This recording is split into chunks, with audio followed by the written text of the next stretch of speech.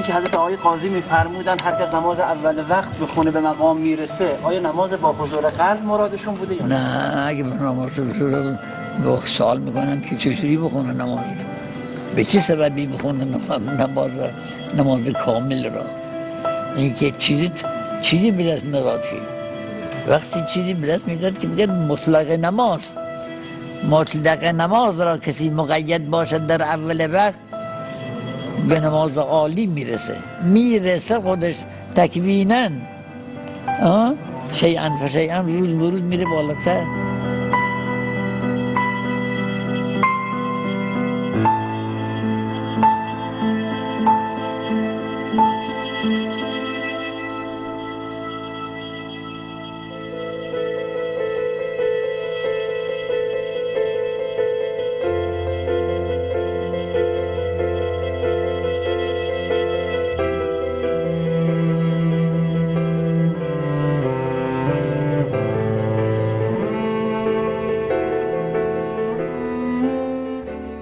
کبھی ہم مغرب و عشاء کی نماز کے لیے اجازت چاہتے تو وہ وہیں گھر میں نماز ادا کرتے، ہم ان کی اقتداء میں نماز پڑھتے تھے۔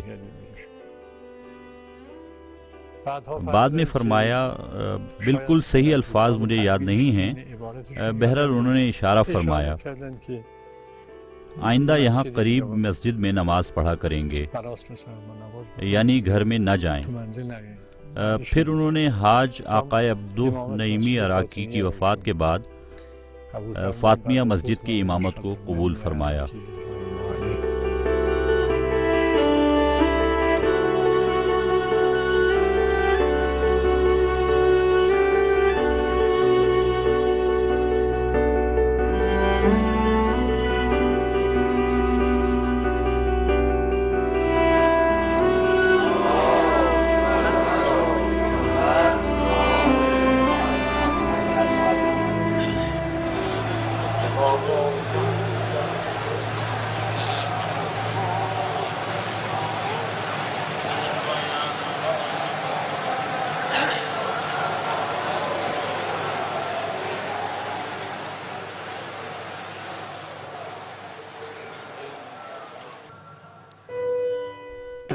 سن 1961 میں آیت اللہ العظمی بروجردی دنیا سے چلے گئے۔ لوگوں نے ان کا بے مثال تشیع جنازہ سر انجام دے کر ان کی بے پناہ خدمات کی بنیاد پر اپنی بہت زیادہ عقیدت کا اظہار کیا۔ اس عظیم شخصیت کے جسد خاکی کو بی بی معصومہ سلام اللہ علیہا کے حرم کے جوار میں سپرد خاک کیا گیا۔ ان کے بعد حوزہ کے بڑے علماء جیسے آیت اللہ سید شہاب الدین مرشی نجفی، آیت اللہ العظمی سید محمد رضا گل پایگانی اور امام خمینی نے مرجیت کو اپنے ذمہ لے لیا۔ انہی سالوں سے لے کر سن 1963 تک، یعنی امام خمینی علیہ الرحمہ کی تحریک کے شروع ہونے تک، امام خمینی علیہ الرحمہ اور آیت اللہ بہجت کے درمیان دوستی اور گہرا رابطہ تھا۔ دونوں کے نظریات ایک ہی جیسے تھے۔ ولایت فقیہ کے ایک حصہ کو ہم نے انہی کے پاس پڑھا ہے۔ مکاسب کے دروس میں جب آخر مکاسب کی بحث پر پہنچے اور وہ تمام ہو گئی، سن 40 یا اس کے آس پاس کا دور ختم ہوا، تو انہوں نے باب خراج مکاسبہ کے آخر میں یہ بحث شروع کی کہ امام زمانہ کی غیبت کبریٰ کے دور میں ضروری ہے کہ علماء میں سے کوئی امام کی جگہ بیٹھے اور تمام وہ کام جو امام علیہ السلام کے ذمہ ہوتے ہیں انہیں انجام دے۔ یہ وہی باتیں ہیں جو رہبر امام خمینی رحمۃ اللہ علیہ فرمایا کرتے تھے۔ چند مرتبہ امام خمینی نے فرمایا، ولایت کبریٰ کے علاوہ امام معصوم کے تمام اختیارات و ذمہ داریاں ولی فقیہ کے پاس ہوتی ہیں۔ مرحوم آیت اللہ العظمی گل پایگانی رضوان اللہ علیہ کے دور میں مدرسہ فیضیہ کا واقعہ اور مدرسہ فیضیہ پر کمانڈوز کا حملہ، جس میں طالب علموں کے ساتھ بہت ظلم ہوا۔ بعض طالب علموں کو مدرسے کی چھت سے نیچے نالے میں یا مدرسے کے صحن میں پھینک دیا گیا۔ آیت اللہ بہجت نے بہت افسوس کا اظہار کرتے ہوئے حساسیت کا احساس دلاتے ہوئے تاکید کی کہ کوشش کریں ان واقعات کو محفوظ کر لیں، لکھ لیں۔ آقا بہجت امام خمینی کی تائید کرنے والوں میں سے تھے۔ وہ بعض دوسرے افراد کی طرح جو حضرت امام خمینی کی مخالفت کر رہے تھے مخالفت کر سکتے تھے، لیکن ان کی تشخیص اور فیصلہ یہ تھا کہ امام خمینی اسلام کی ذات میں فنا ہو چکے ہیں۔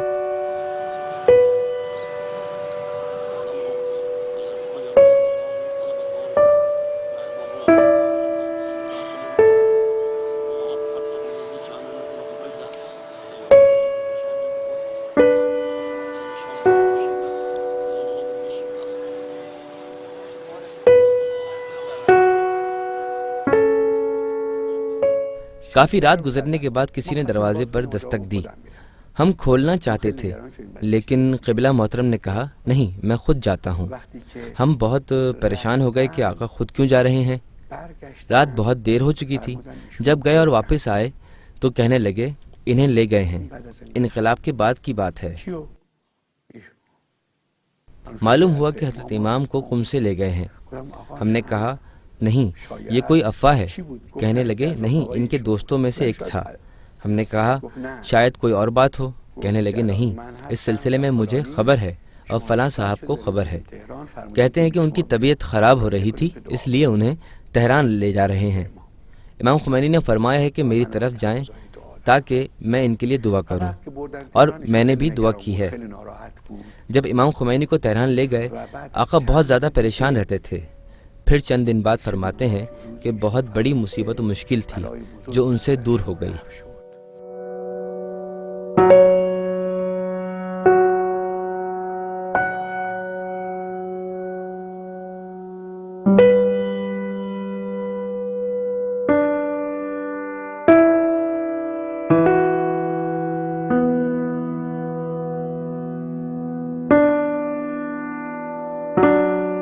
اس بارے میں میری رائے یہ ہے کہ آیت اللہ مشکینی رضوان اللہ علیہ جو مجلس خبرگان کے سربراہ تھے، وہ فرماتے ہیں کہ ہم امام خمینی رحمۃ اللہ علیہ کی خدمت میں تھے۔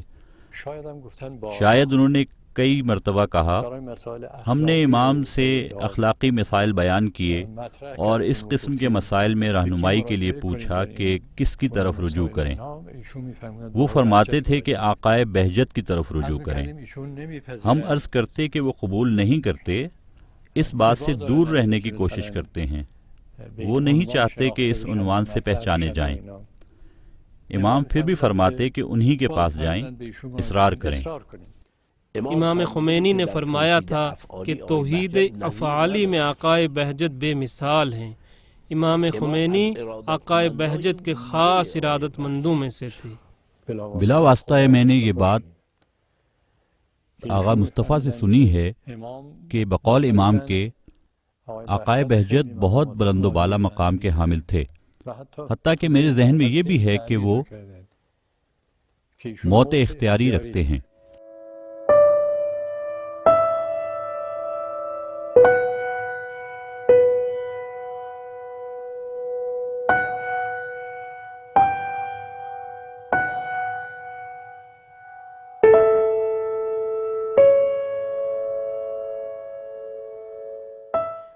جس زمانے میں مرحوم آیت اللہ بہجت ایران آئے تھے، مرحوم آیت اللہ قاضی رحمۃ اللہ علیہ کے لیے ایک خط بھیجا انہوں نے۔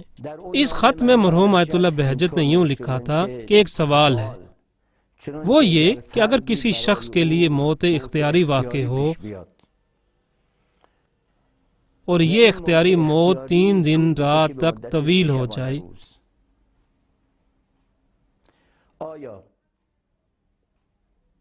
ان 3 دنوں میں جو نمازیں اس سے چھوٹ گئی ہیں کیا ان کی قضا ہے یا نہیں؟ مرحوم آقا قاضی رحمۃ اللہ تعالی علیہ نے فرمایا کہ یہ واقعہ خود انہی سے یعنی آیت اللہ بہجت سے متعلق ہے۔ جس راستے پر آیت اللہ بہجت جا رہے تھے وہ ایسا راستہ تھا جس پر ہر کوئی آگے جا سکتا تھا، اپنی ہمت کے مطابق معنویت و معرفت تک پہنچ سکتا تھا۔ آیت اللہ العظمی بہجت کسی کو بھی خصوصیت کا حامل نہیں سمجھتے تھے۔ وہ اپنی علمی و اخلاقی ہدایات کو ہر ایک کے لیے کہتے تھے۔ لوگوں کو سب سے زیادہ اہل بیت علیہم السلام سے محبت کرنے اور ان کے احکام پر عمل کرنے کی ہدایت کیا کرتے تھے۔ خضرہ کیا ہے؟ اہل بیت ہیں، وہ اولیاء اللہ جو اہل بیت کے چشمے سے خود کو سیراب کرتے ہیں، وہ واسطہ ہیں۔ ہم کہاں جوڑتے ہیں؟ کل اناس الی مشربهم یا به امامهم ہر دو هست۔ دونوں ہے، ہمیں ان کے ساتھ جوڑتے ہیں۔ راستہ ہیں، ندی ہیں جو معرف اہل بیت کے سمندر تک پہنچاتے ہیں۔ جو پانی ندی و نہر کے ہمراہ نہ چلے تو وہ مٹی میں جذب ہو جاتا ہے لیکن دریا تک نہیں پہنچتا۔ بارش کا قطرہ جو آسمان سے زمین پر گرتا ہے اگر چاہتا ہے کہ دریا سے متصل ہو جائے تو اسے ندی کے ہمراہ چلنا ہوگا۔ آیت اللہ بہجت فرماتے ہیں کہ اہل بیت خزائن علوم ہیں، خزائن الہی ہیں، ہمارے پاس کیوں آتے ہو؟ ہم سوائے گدا کے کچھ نہیں، ہم تو خود روزانہ رات میں گدائی کا کشکول اٹھائے اہل بیت کے دروازے پر جاتے ہیں۔ مولا امیر المومنین علیہ السلام فرماتے ہیں، نحن اہل بیت ابواب الحکم و ضیاء الامر، یہ حکمت الہی کے دروازے ہیں، لہٰذا مولا اہل بیت کی طرف رجوع کرنے کا اشارہ کر رہے ہیں اور خود کو ایک واسطے سے زیادہ نہیں سمجھتے۔ وہ درس میں اکثر کہا کرتے تھے کہ ان کا ہم و غم مولا امیر المومنین علیہ السلام کی ولایت کا اس بات کرنا ہے اور محبت اہل بیت کا اظہار۔ فرماتے تھے ہر چیز محبت اہل بیت میں موجود ہے، ہم جس قدر نقصان اٹھا رہے ہیں اہل بیت سے دوری کی وجہ سے ایسا ہے۔ وہ کبھی دلائل کے ساتھ بحث کرتے کہ واقعاً حق علی کے ساتھ تھا، بطور نمونہ واقعات بیان کرتے۔ مثلاً کئی ایک واقعات کو ابن ابی الحدید کی شرح نہج البلاغہ سے بیان کرتے کہ یہ ان کی کتابوں میں ہے یا دوسری جگہوں پر بھی ہے۔ ہم کہتے کہ ہمیں تو اس بات میں کوئی شک نہیں، پھر کیوں ہمارے لیے ان باتوں کو ذکر کر رہے ہیں؟ آج ہمیں معلوم ہوا ہے کہ وہ پیش بینی کر رہے تھے کہ آئندہ انہی مسائل کی ضرورت ہوگی، لوگ شک کریں گے۔ مثلا فرض کریں کہ من کنت مولا فہذا علی مولا کے بارے میں خیال کرتے ہیں کہ مولا سے مراد ان کے دوست ہیں۔ مقام منزلت اہل بیت علیہم السلام کی معرفت کے حصول کے لیے صرف درس و تدریس کافی نہیں ہے، بلکہ مناسب اعمال کی بجا آوری بھی ضروری ہے۔ وہ ہر روز حضرت معصومہ سلام اللہ علیہا کے حرم میں جایا کرتے تھے، ایک کونے میں بیٹھ جاتے اور پھر بہت دیر تک تقریباً 1 گھنٹہ دعا و توسل میں مشغول رہتے۔ یہ وہ معمول تھا جو آیت اللہ العظمیٰ بہجت نے جب سے قم تشریف لائے اس وقت سے اپنی زندگی کے آخری ایام تک عمل کیا تھا، اور 60 سال تک عملی طور پر اس کی طرف دعوت دیتے رہتے تھے تاکہ وہ امامت و ولایت کی حقیقت سے قریب تر ہو جائیں۔ ان بزرگواروں نے اہل بیت کے حضور میں اتنی زیادہ گدائی کی ہے کہ دیکھنے کے لائق ہے۔ حقیقت میں انسان کو چاہیے کہ کشکول گدائی کو اٹھا لے اور اہل بیت کے پاس چلا جائے۔ حضرات ائمہ علیہم السلام و امام زدگان اور بی بی فاطمہ معصومہ قم کے حوالے سے ان کا ادب غیر معمولی تھا۔ مسجد فاطمیہ میں نماز فجر ادا کرنے اور پھر مختصر وقت میں لوگوں کے مسائل سننے کے بعد وہ حضرت معصومہ سلام اللہ علیہا کی زیارت کے لیے چلے جاتے۔ وہاں ہماری طرح صرف 5-10 منٹ زیارت نہیں پڑھتے تھے، بلکہ پابندی کے ساتھ 1 گھنٹہ یا اس سے زیادہ وہ زیارات پڑھتے جو حضرت سامن الائمہ امام رضا سلام اللہ علیہ کے حرم میں پڑھی جاتی ہیں۔ جب وہاں جایا کرتے تو اگر یہاں 1 گھنٹہ یا کچھ زیادہ ٹھہرتے تو وہاں 2 گھنٹے یا کچھ زیادہ ٹھہرتے تھے۔ جب تک ہمت ہوتی کھڑے رہتے، پھر بیٹھ جاتے اور ان اعمال کو انجام دیتے۔ میں صبح حرم گیا کیونکہ میں جانتا تھا کہ وہ صبح کے وقت حرم میں ہوں گے۔ میں نے سوچا برکت والی جگہ بھی ہے اور قبلہ محترم سے درخواست بھی کروں گا کہ میرے لیے دعا فرمائیں۔ میں حرم پہنچا، دیکھا کہ وہ حرم میں ذریعہ مبارک کے غربی حصہ میں جہاں ایک چھوٹی سی جگہ ہے وہاں گردن ایک طرف جھکائے کھڑے ہیں اور دعا پڑھ رہے ہیں۔ میں گیا اور ان کے پیچھے کھڑا ہو گیا تاکہ جب وہ پیچھے پلٹیں تو مجھے دیکھ لیں۔ تقریباً 20 منٹ تک میں ان کے پیچھے کھڑا رہا۔ میں خود بھی بیمار تھا، لیکن میں نے دیکھا کہ وہ اسی حالت میں گردن کو ایک طرف جھکائے آہستہ آہستہ زمزمہ کر رہے ہیں۔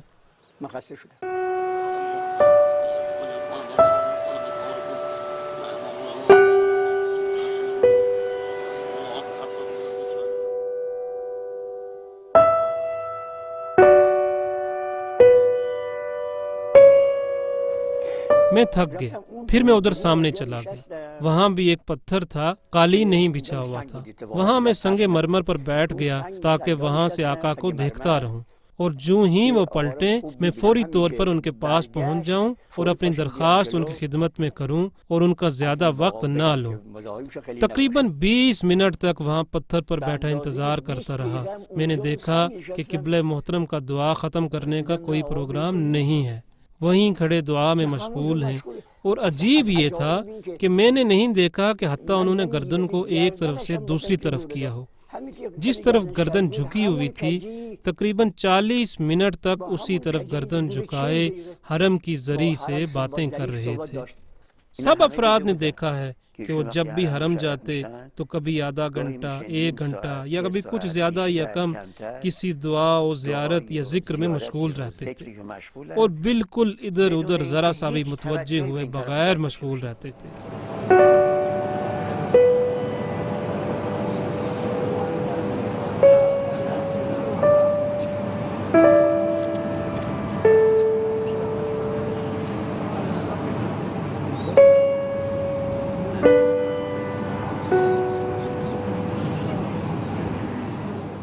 امام باقر علیہ السلام نے فرمایا، بنی الاسلام علی خمس، اسلام کی بنیاد 5 چیزوں پر ہے۔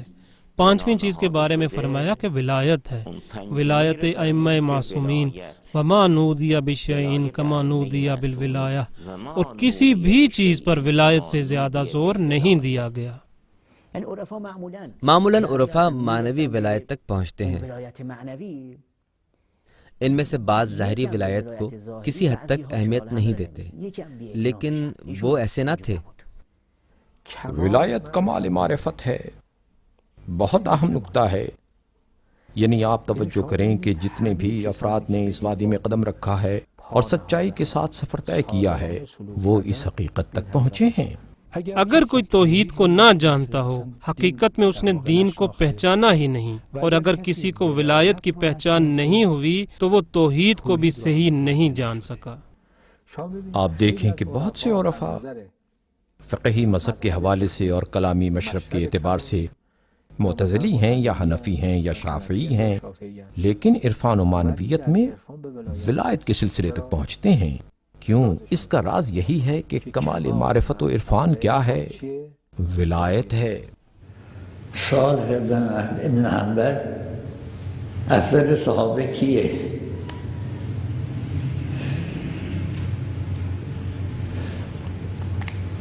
گفت کسی را نمیدونم کی را تعیین کرد. گفت چرا علی را نگفتی؟ تو که با علی اخلاص داشتی. گفتی شما سوال از صحابه کردیم، علی از صحابه نیست، علی نفس پیغمبر است، جان پیغمبر است، روح پیغمبر است و از صحابه حکمی که برای صحابه دارد برای علی میکنیم.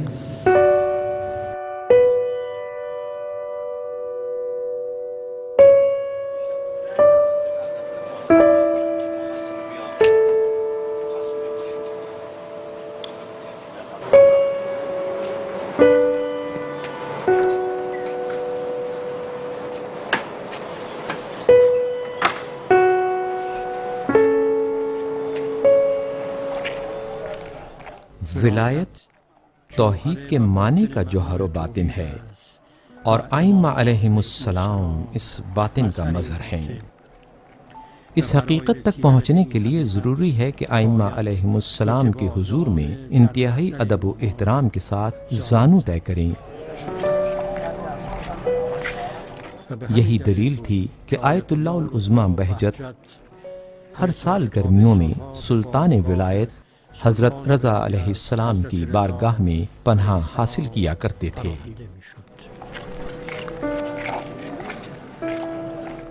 ولایت علی ابن ابی طالب حصنی و من دخل حصنی امن من عذابی. کیا علی ابن ابی طالب کی ولایت لا الہ الا اللہ کا کلمہ ہے؟ یعنی یہ توحید ہے. یعنی کلمہ تو لا الہ الا اللہ حسنی ایک طرف کہا ہے، جبکہ دوسری طرف یہ کہا کہ ولایت علی ابن ابی طالب حسنی. یہ حدیث قدسی ہے، لیکن بالکل اسی معنی میں ایک حدیث نبوی بھی ہے کہ پیغمبر نے فرمایا انی لارجو من ولایت علی ابن ابی طالب کما ارجو من لا الہ الا اللہ. یہ حدیث خود پیغمبر اکرم صلی اللہ علیہ وآلہ وسلم سے ہے کہ میں وہی امید جو لا الہ الا اللہ سے رکھتا ہوں وہی ولایت علی ابن ابی طالب سے بھی رکھتا ہوں. یہ کوئی ایسی بات نہیں ہے کہ صرف ہمارے شیعہ علماء کہتے ہوں، بلکہ تمام علماء و بزرگان ایسا کہتے ہیں. مثلا محی الدین نے بھی یہ بات کی ہے، تمام شیعہ عرفاء نے کہا ہے. خصوصاً محی الدین نے فتوحات میں ایک جملہ لکھا ہے کہ معراج میں جبرائیل بھی پیغمبر اکرم کے ساتھ ہمراہی نہیں کر سکتا تھا. کہا جبرائیل سے آؤ آگے بڑھو، تو اس نے کہا جائیں آپ جائیں، میں اس میدان کا آدمی نہیں ہوں. اس کے بعد ایک آواز سنتا ہے اور دیکھتا ہے کہ مولا امیر المومنین حضور پاک کے ہمراہ ہیں. یہ وہ مقام ہے جو علی فرماتے ہیں کہ کنت مع الانبیاء سرا و معک بالجہر والسر. میں تمام انبیاء کے ساتھ مخفی طور پر ہمراہ رہا ہوں، لیکن آپ کے ساتھ ظاہر میں اور مخفی طور پر ہوں.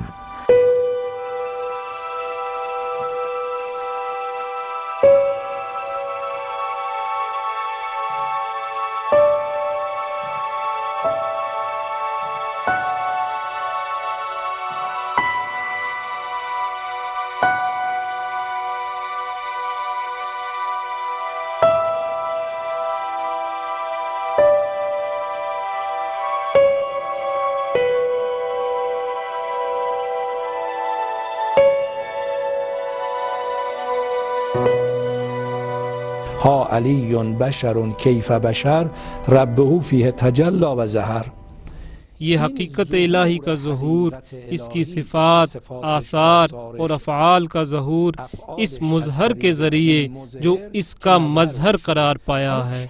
یہ کیوں مظہر بنا ہے؟ اس لیے کہ مقام قرب پا گیا. ولی قریب ہونے کے معنی میں ہے. بہترین قرب کے بارے میں قرآن فرماتا ہے کہ پیغمبر کے لیے ہے. اس مقام پیغمبر کے بارے میں قرآن فرماتا ہے فتدلی فکان قاب قوسین. اگر اس قرب کو حاصل کر لے کہ جو کہ عالی ترین رتبہ ہے تو وہ مقام ولایت کا حامل ہو جائے گا.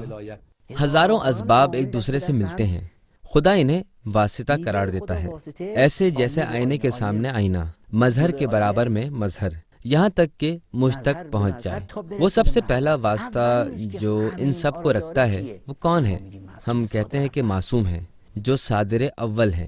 صادر اول یعنی ایسا وجود جو ان تمام کمالات کو رکھتا ہے، یعنی وجود محمدی صلی اللہ علیہ وآلہ وسلم، وجود معصومین علیہم السلام اجمعین.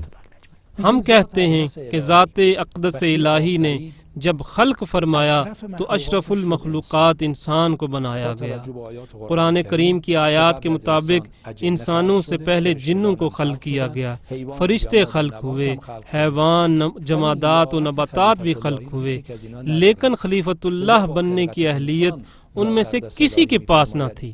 لہٰذا انسان کی خلقت پر ذات اقدس الہی فرماتی ہے کہ انی جاعل فی الارض خلیفہ. اب دیکھیں کہ خلیفہ کیا ہے. خلافت جب توحید تک پہنچتی ہے تو وہ ایک سکے کے دو رخ کی طرح ہے. جب توحید کے مقام تک پہنچ جائے تو خلیفۃ اللہ بن جائے گا، یعنی ایسا آئینہ جو مکمل الہی ہے. خدا تعالیٰ نے اس پر اپنا جلوہ کیا ہے، اسی لیے تمام علم الہی جو ظہور رکھتا ہے وہ اس سے آگاہ ہے، کیونکہ اس کا آئینہ بن گیا ہے. بالکل ایسے ہی جیسے ایک آئینہ مکمل طور پر انسان ہوتا ہے، وہ حضرت حق کے وجود کا عکاس ہوتا ہے.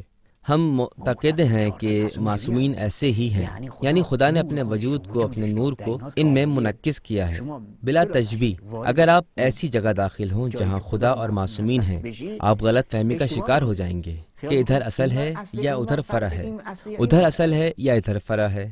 لا فرق بینکم و بینہم الا انہم عبادک.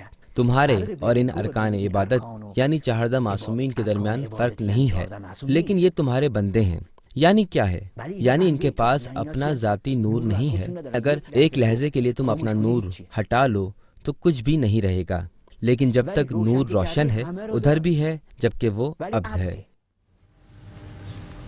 لا فرق بینک و بینهم الا انهم عبادک، یک کلمه به این مختصری تمام مطالب توش هست. لا فرق الا انهم عبادک، بدءها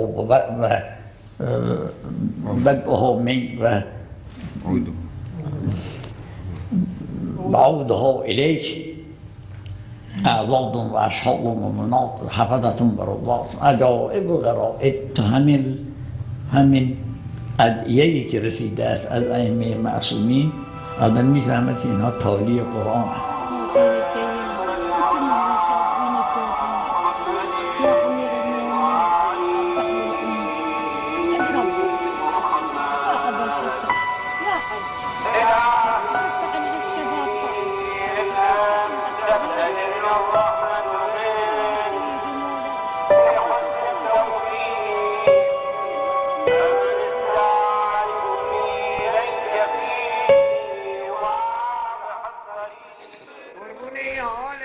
مشہد ہو یا قم، ہمیشہ وہ ہر جمعے کو مجلس پڑھا کرتے تھے۔ یہ وہ تاکید تھی جو ان کے نجفی اساتید سید علی قاضی و شیخ محمد حسین غروی نے کی تھی۔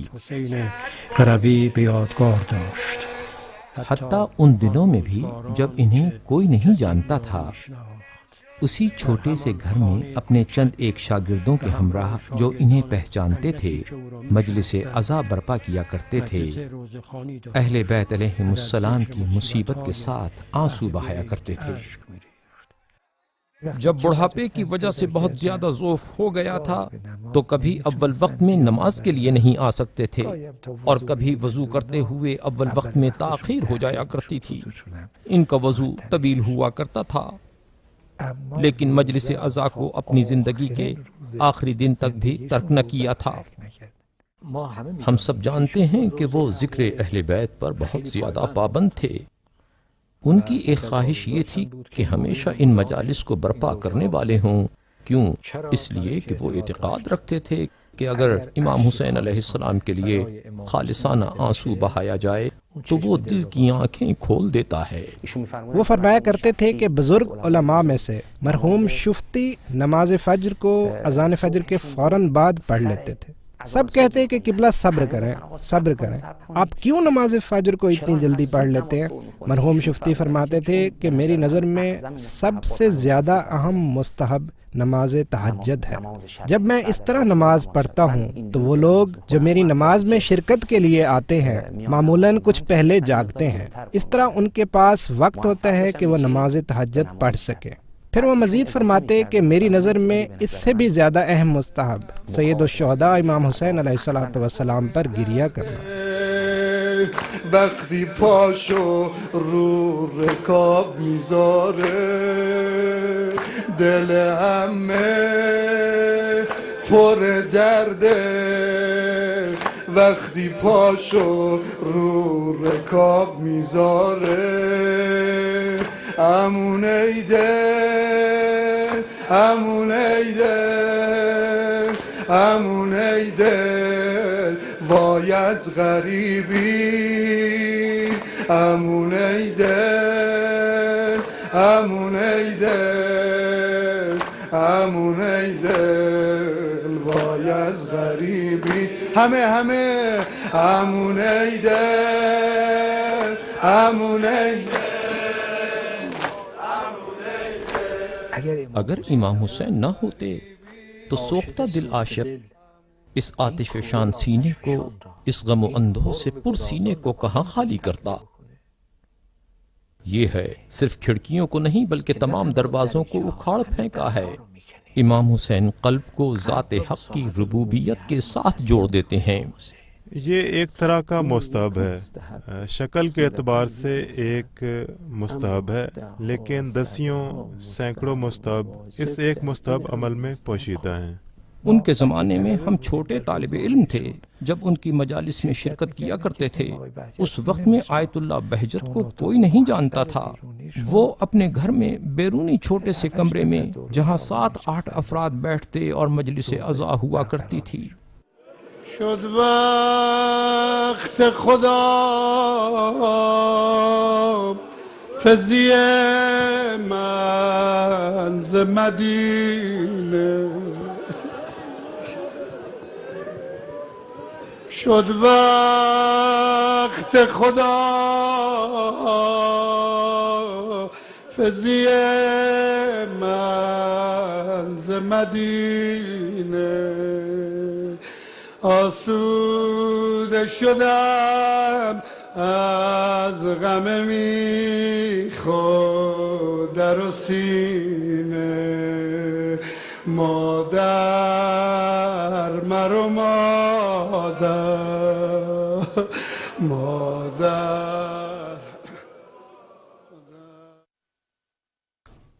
ہم دیکھتے تھے کہ ہمیشہ قبلہ کے ہاتھ میں تسبیح ہوا کرتی تھی، جبکہ درس کے موقع پر تسبیح کی ضرورت تو نہیں ہوا کرتی۔ کسی کو چاہیے کہ اسے اپنی جیب میں رکھے، وہ تسبیح کو یوں رکھتے تھے، اس لیے کہ انہوں نے گھر میں جو زیارت عاشورہ پڑھی تھی اور اس کی لعنت راستے میں کہہ رہے تھے، اور وہ اس حد تک لعنت پڑھنے میں کامیاب ہوئے تھے کہ کسی نے سوال کیا اور انہوں نے جواب کی خاطر اس سلسلے کو یہیں روک دیا تاکہ بقیہ لعنت کو بعد میں کہیں۔ اس کے علاوہ ہمیں سمجھا رہے ہوتے تھے کہ تسبیح آپ کے ہاتھ میں رہے تاکہ ذکر کرتے رہیں۔ آیت اللہ بہجت کی شخصیت کچھ یوں تھی کہ اس جملے کا مصداق تھے، ان کا پورا وجود ہی ذکر تھا۔ جعل الذکر جلاء للقلوب، خود فرماتے تھے کہ میری نظر میں ذکر صلوات تمام اذکار سے بلندتر ہے۔ یہ بات آقا بہجت کی عظمت پر دلیل ہے، یعنی وہ صرف فنا کے مسائل پر ہی نہیں بلکہ بقا کے مسائل پر بھی متوجہ تھے۔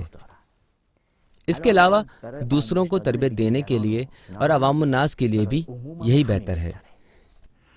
ذکر کی کئی اقسام ہیں، لفظی ذکر، قلبی ذکر، خفی ذکر، اخفا ذکر۔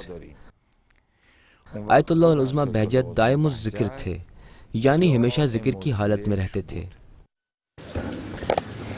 آقا یک کسیه میگه اصلا علاقه‌ای به خوندن قرآن ندارم، چیکار کنم؟ یک کسیه میگه اصلا علاقه‌ای به خوندن قرآن ندارم، چیکار کنم؟ زیاد صلوات بفرستد، علاقه داره یا نداره؟ صلوات بفرستد، همون هدایتش میکنه. ببخشید برای رفع تحیر و تشخیص تکلیف در امور مهمه باید چیکار کرد؟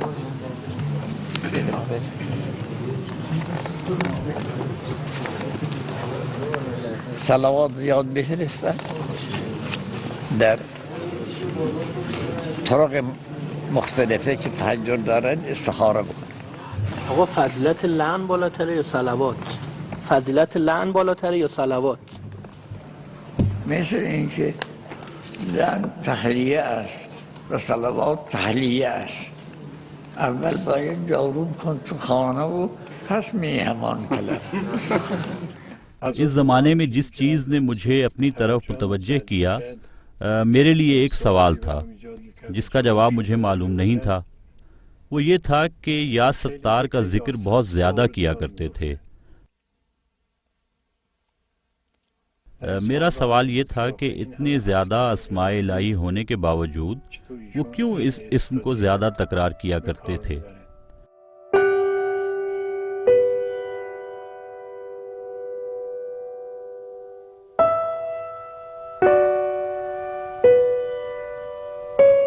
ایسی چیزوں کو وہ دیکھا کرتے تھے کہ ہم نہیں دیکھتے تھے، ایسی آوازیں سنا کرتے تھے کہ ہم نہیں سنا کرتے تھے۔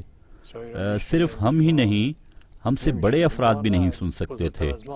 یہ اس لیے تھا کہ کہیں دوسرے افراد کی وجہ سے ان کا رابطہ ختم نہ ہو جائے اور توجہ کم نہ ہو جائے۔ وہ یا ستار کہا کرتے تھے تاکہ خدائے متعال ایسی باتوں پر پردہ ڈال دے اور وہ نہ دیکھ سکیں۔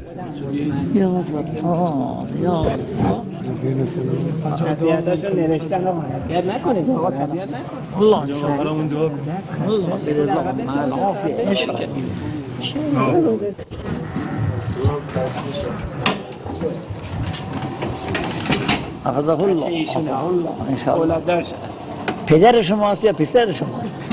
آقا الله مسلم جعفر مسلم خیلی موضوع عجیب خدا بسم الله یا الله یا ستار یا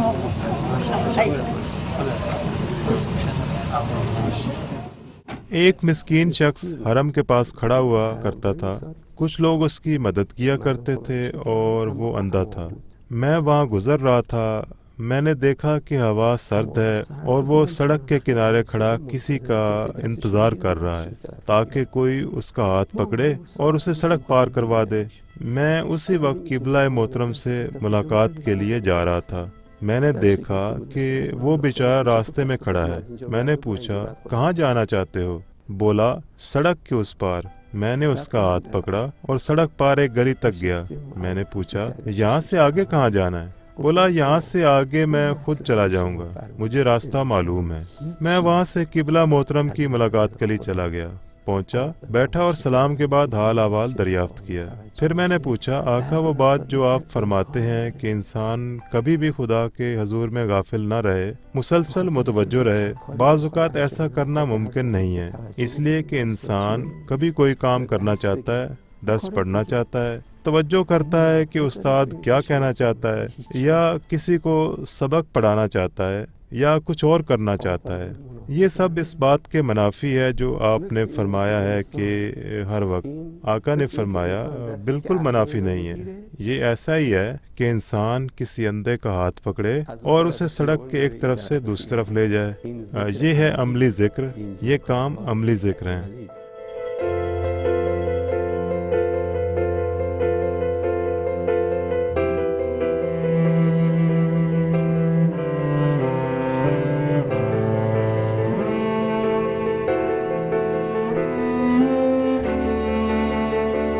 یہ سفر جاری ہے۔